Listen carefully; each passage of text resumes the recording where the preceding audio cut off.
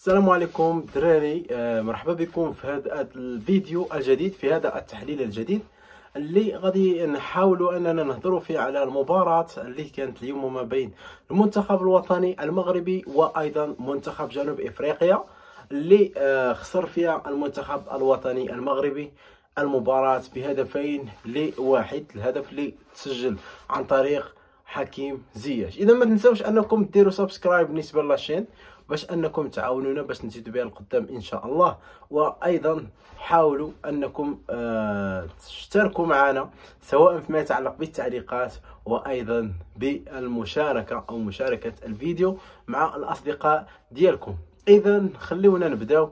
المهم الماتش ديال اليوم واخا ما راناش فرحانين بان المنتخب المغربي خسر هذه المباراه، ولكن ممكن ان نقول اننا فرحانين حيتاش المدرب غادي يكتشف الاخطاء اللي ممكن اننا نطيحوا فيهم في مباريات يمكن ان تكون رسميه. اذا اشياء كثيره ستقال، اشياء كثيره فيما يتعلق هذه المباراه، ايجابيات وسلبيات هذه الخساره.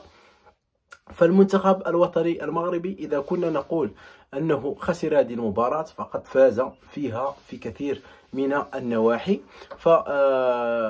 كما كنقولوا أنه هذه المباراة كانت فقط تحصيل حاصل. ديجا المنتخب المغربي تأهل إلى الكأس الأفريقيا اللي غادي تنظم في الكوت ديفوار، بالتالي ما كانش علينا ضغط أننا غادي نحاولوا نربحوا 3 ديال النقاط باش أننا ندوزوا. يعني خسرنا اليوم وجنوب افريقيا كانت ربحاتنا، بالتالي هي طلعات كمتصدر المجموعه وحنا في المركز الثاني. ولكن اشياء كثيره ربما قد ربحناها في هذه المباراه هي اللي غادي نتحدثوا عليهم في هذا الفيديو. فعندما نتحدث عن جنوب افريقيا فهي فريق منظم كما كان ايضا الفريق اللي لعبنا ضده اللي هو الرأس الاخضر تقريبا في الرباط.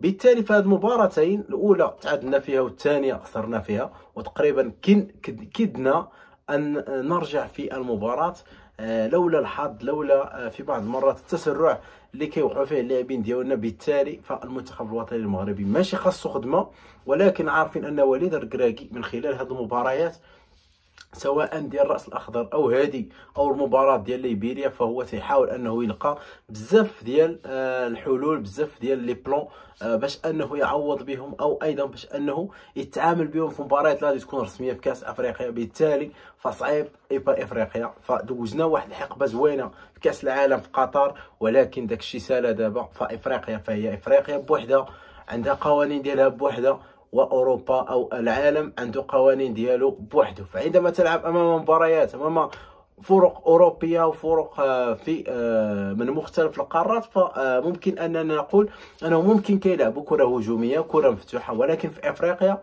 خصوصا اننا كنحتلوا المركز الرابع عالميا بعد الاحصائيات ديال كاس العالم اللي داز، فبالتالي فالمنتخب الوطني المغربي دائما غادي يكون امام محك صعب، خصوصا في اللعب ضد المنتخبات سواء قوية أو ضعيفة، خصوصا الضعيفة منها، خصوصا الضعيفة. فالقوية كالسنغال، كاميرون، كوت ديفوار، غانا مثلا، الجزائر وتونس، مصر، هما ما غاديش يلعبوا معاك كرة مسدودة، ما غاديش يسدوا عليك البيبان وغادي يتسناوك انت تجي. حنا غادي نلعبوا كرة مفتوحة أمام فرق اللي غادي تكون قوية، ولكن أمام فرق ضعيفة صعيب اللي كيلعبوا على لي كونتر، صعيب انك تلعب امام فريق بالتشكيله اللي كنا لعبنا بها وبالتكتيك وبالستايل اللي لعبنا به في كاس العالم. بالتالي فلذلك فوليد الركراكي كيحاول انه يلقى بزاف ديال الحلول في هذه الفرصه ديال المباريات الوديه او المباراه ديال اليوم اللي كانت تقريبا تحصيل حاصل. فهو جرب بزاف ديال اللعابات، شفنا ان المنتخب ما لعبش بنفس التشكيله الاساسيه اللي كنا فيها في كاس العالم. مرابط ما كاينش، اناحي ما كاينينش، تقريبا ابلاح. يعني مدرب كيحاول انه بونو ايضا كيحاول انه يوصل بزاف ديال التشكيلات باش انه يتعامل بهم، خصوصا امام فرق اللي كيتبدل التكتيك ديالهم واللي كيتبدل الستايل ديال لو جو ديالهم. بالتالي ف تقريبا يمكن ان نقول ان هذه الخساره ايجابيه، كما كان ايضا التعادل امام الراس الاخضر ايجابي. فممكن ان وليد عارفين انه كيحاول انه يلقى بزاف ديال الاسلحه بالنسبه ليه اللي غادي تخول ليه انه يدير واحد كوب دافريك اللي غادي تكون ان شاء الله في الذاكره. فهادشي اللي وقع اليوم فتقريبا ما متقبلينوش، ولكن من جهه اخرى متقبلينه. علاش؟ حيتاش فاش كنا كنشوفوا مع مدربين اخرين اللي دازوا على المنتخب الوطني ففي مباريات وديه كيديروا العجب، ولكن في الاخر فاش كيمشيو المباريات رسميه العكس. يعني كتكشف الخطه ديالك للمدربين. يعني ديجا الخطه ديالنا مكشوفه للمدربين اللي شفناها في كاس العالم. يعني ديك الحقبه ديال كاس العالم، الكاسير ديال كاس العالم خاصها توقف. بالتالي خاصنا نهضروا على حوايج اخرين اللي هما افريقيا بوحدها وايضا كاس العالم بوحده. بالتالي فما كنلوموش والد. تقريبا يمكن ان نقول ايضا انه الاداء ديال اللاعبين في هاد جوج ديال المباراتين، خصوصا ديال اليوم في الشوط الاول حتى المباراه الاخرى امام الراس الاخضر، فترخاو بزاف ديال اللاعبين. وداك الشيء راجع الى ماذا؟ الى حتى الكونفرنس اللي كيدير والد قبل من المباريات، تقريبا المباراه الاولى تقريبا هو ما حطش اللاعبين تحت الضغط. يعني هو لمح انه كيلعب هذه المباريات باش انه يجرب بزاف ديال اللاعبين. يعني حتى ليسبري حتى الموتيفيشن ما كايناش عند الدراري. بالتالي فداك الشيء علاش كنشوفوا واحد النوع ديال اللاعبين خصوصا الاساسيين منهم ما كيقدموش داك الاداء اللي شفناه مثلا في السابق او مع الانديه ديالهم. فبالتالي فما كنلوموش والد.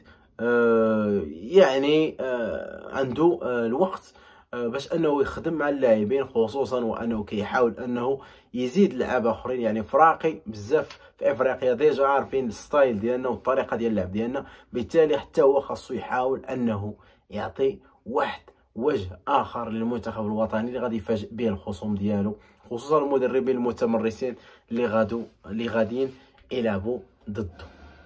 اذا فمباراة ديال اليوم كانت شويه في الشوط الاول شفنا التشكيله حمدي اللي ما كانش عنده الحظ في الكره الاولى، دار واحد خطا ولكن يغتفر مادام انها مباراه تحصيل الحاصل. في الديفونس كان عندنا سايس اكرد وحكيمي ومعه مزراوي. في الوسط لوزة كلاعب وسط كسور. يعني بانت البلاصه ديال امرابط بهذه المباراه وبالطريقه ديال اللاعب اليوم شفنا الوسط خاوي. بالتالي فالوسط الاساسي مازال ما لقيناش ليه تعويض. امرابط وناحي وايضا اللاعب املاح. فشفنا اليوم لوزة، شفنا اليوم تقريبا يوسف مالح. يعني لاعبين مازال لوزة واخا شفناه اليوم ككاسور كيلعب ديما في القدام. اليوم ككاسور ما بانش بلاصه ديالو، ما غطاش مزيان. يعني صعيبه انك يحطك مدرب اول مباراه في ديك البلاصه وانك تلعب، خصوصا وانه ديجا كاين واحد اللاعب كيغطي على جميع الاخطاء في ديك المنطقه. بالتالي فباينه انه في مباراه اولى سهل انك مثلا كما كنقولوا سهل انه العيب ديالك يبان. فعندما نرى مثلا لاعب غادي يجي للبارسا وغادي يبغي يعوض البلاصه ديال بوسكيت فصعيب، واخا يكون لاعب كلاس. فبوسكيت عنده واحد الطريقه ديالو كيلعب بها. نفس الشيء بالنسبه للامراض، نفس الشيء بالنسبه مثلا رودري في السيتي، نفس الشيء بالنسبه لكاسيميرو فاش كان في مدريد او كروس مثلا. فاشياء ممكن غادي تفهموها الناس ديال كره القدم. بينما كان عندنا زياش، كان عندنا ايضا اللاعب الادريسي اللي ما بانش حتى هو بمستوى اللي شفناه مع فاينورد. و في البوينت فتاكون دو بوينت كان عندنا النصيري. كما كنقولوا فصعيب نشوفوا داك المستوى ولفنا كاع النصير. فصعيب اننا نشوفوا داك المستوى اللي كنا كنشوفوه بالمنتخب. فاون فوا كتبغي كتفكر داك الاحداث اللي دازو في كاس العالم، داك الطريقه ديال اللعب ديال الدراري، وفكتشوف عاوتاني اللاعب دابا فكيجيك داك الشيء بحال المنتخب القديم. يعني في دوك الايام ديال المنتخب فاش كنا كنعاني. ولكن لا يمكن ان نتحدث عن هذه الاشياء، خصوصا وان المنتخب الوطني في طور الاعداد. يعني درنا بوز لذاك المرحله ديال كاس العالم، وحاليا غاديين المرحله ديال كاس افريقيا اللي غادي تكون صعيبه. عارفين كاس افريقيا فيها منتخبات قويين خصوصا بدنيا. يعني الطريقه ديال اللعب واللياقه البدنيه يجب ان تكون عاليه. لهذا فلا نلوم اي احد، فننتظر. فانا راضي عن هذه النتيجه، وديجا كنت انا متوقع اننا غادي نخسروا ولا غادي نتعادلوا مع منتخب جنوب افريقيا. منتخب جنوب افريقيا اللي كان هو عوال انه يدير ضغط عالي، فحنا كنعانيو امام المنتخبات اللي كيلعبوا على السرعه وعلى الكرات لمسات قليله وكرات طوليه، خصوصا عندما نلعب ك بواحد خط الدفاع اللي هو طالع. بالتالي عارفين ان وليد كيدرس جميع تقريبا السيتويشنز، كيدرسهم كاملين باش اون فوا غادي يطيح مع هذه الفرقه كيكون ديجا اللاعبين ديالنا راه تمرنوا. يعني تكون عندك واحد خطه مرنه، يعني تادابتا مع جميع الخطط، ماشي جميع، المهم على الاقل واحد 70% ديال الخطط. بالتالي فكنشوفوا انه بعض المرات كيخلط حتى لي بوزيسيون لي بوست بالنسبه للاعبين. فشفنا بعض المرات كيكون الاخر زياش كصانع العاب، كيكون بعض المرات جناح. ايضا شفنا اللاعب مزراوي كيلعب في وسط ميدان. نفس الشيء اليوم ايضا شفنا. المهم كيكون واحد التطور باستثناء بعض اللاعبين، فصعيب انك في مباراة اولى او في نصف مباراة انك تحكم عليهم، فصعيب ايضا خصوصا كيكونوا ضغوط كما قلنا. المنتخب الوطني وصل مركز رابع عالميا، بالتالي فكل الفرق تشهد للمغرب وتنتظر ان تلعب كونتر المغرب. بالتالي فهي تسعى الى الفوز على المغرب كواحد من افضل الفرق في العالم حاليا، وتسعى ايضا للفوز على المنتخب المغربي من اجل تحسين مركزها في الترتيب العالمي فيفا. بالتالي فنحن دائما الفرق اللي غادي يلعبوا كونترهم فغادي يحاولوا دائما انهم يربحون، ماشي بحال قبل فاش كنا فريق ضعيف. دابا فريق منتخب عالمي فصعيب انك تلعب بطريقه واحده، يعني خاص يكون عندك بزاف ديال الطرق باش انك تأقلم مع جميع الخطط التي ممكن ان تلعب بها الفرق الاخرى. اذا شفنا لاعبين اليوم تألقوا، شفنا لاعبين ما تألقوش، شفنا اخطاء، شفنا اشياء ايجابيه في مباراه، اشياء سلبيه. بالتالي فهاد الشيء كامل الحمد لله انه جاء في واحد المباراه اللي هي وديه ماشي هي رسميه، والحمد لله انه جاء في هذا الوقت اللي مازال عندنا الوقت باش اننا نوصلوا لكاس افريقيا. فمازال عندنا مباريات وديه لضد فيفا. بالتالي فوليد عارفين انه مازال وتيقن في انه غادي يعطينا واحد الاداء رائع جدا في الكأس الافريقيا القادمه. اذا فكثير كثير كما كنقولوا كثيره هي الاشياء التي ممكن ان نتحدث عليها في هذه المباراه، ولكن تقريبا لخصنا داك الشيء اللي كان. ف هارد لك المنتخب الوطني، يعني واخا كنقولوا هارد لك ومبروك للمنتخب جنوب افريقيا، نقدروا نقولوا انه مبروك للمنتخب المغربي وهارد لك لجنوب افريقيا. يعني فاش كتربح يعني كتغطي على بزاف ديال اللعيبه، يعني فوا كتخسر ولا كتعادل فكيبانوا لك بزاف ديال اللعيبه وكتصحهم في مباراه اخرى.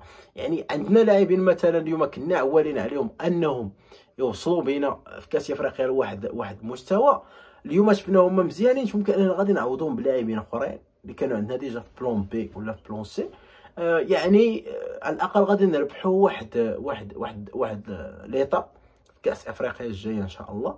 الا صحنا داك الاخطاء، يعني دوك الاخطاء اللي ما غاديش نوقعوا فيهم اللي وقعنا فيهم اليوم مزيانين حيت خسرنا وديجا كاليفيين. يعني بعض المرات مزيان انك تخسر باش انك تربح، كما قال الوالد في المؤتمر ديالو من بعد المباراه. يعني حنا اللي ربحنا واخا جنوب افريقيا اللي ربحات. فهارد لك ونتمنوا الخير ان شاء الله، ما يكون غير الخير. والله الا تايقين في هذا المنتخب، واخا كاينين شويه ديال لي ريسك ولكن في افريقيا يعني خاصك تنتظر اي شيء. اذا ما تنساوش انكم ديروا سبسكرايب شير اند لايكس، والى مباراة اخرى ان شاء الله، تحليل اخر، فلن نغيب كثيرا ان شاء الله. السلام عليكم.